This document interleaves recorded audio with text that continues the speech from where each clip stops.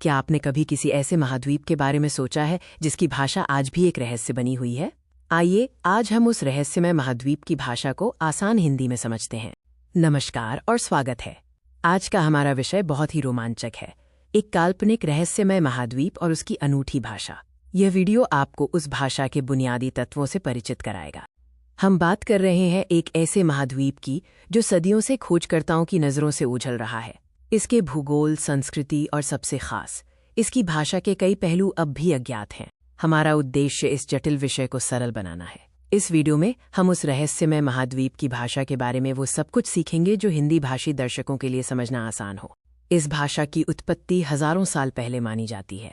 इसे स्थानीय लोग एल्डोरियन भाषा के नाम से जानते हैं, जिसका अर्थ है प्राचीन ज्ञान की वाणी। माना जाता है कि ये भाषा महाद्वीप के सबसे ऊंचे पर्वतीय क्षेत्रों से निकली है। ये एक ऐसी भाषा है जो सदियों से मौखिक परंपराओं और कुछ ही गुप्त लिपियों में संरक्षित रही है।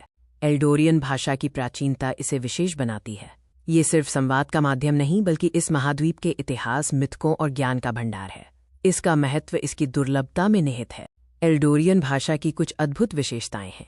ये एक अग्लूटिनेटिव भाषा है, यानी शब्दों को उनके मूल रूप में कई प्रत्यय सफिक्सेस जोड़कर बनाया जाता है।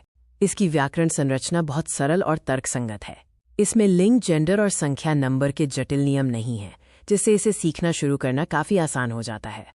ध्वनि विज्ञान की बात करें तो एल्डोरियन में कुछ ऐसी ध्वनियां हैं जो हिंदी या अंग्रेजी में नहीं मिलती। ये ध्वनियां गले के पिछले हिस्से से निकलती हैं, जिन्हें सीखने में थोड़ा अभ्यास लग सकता है।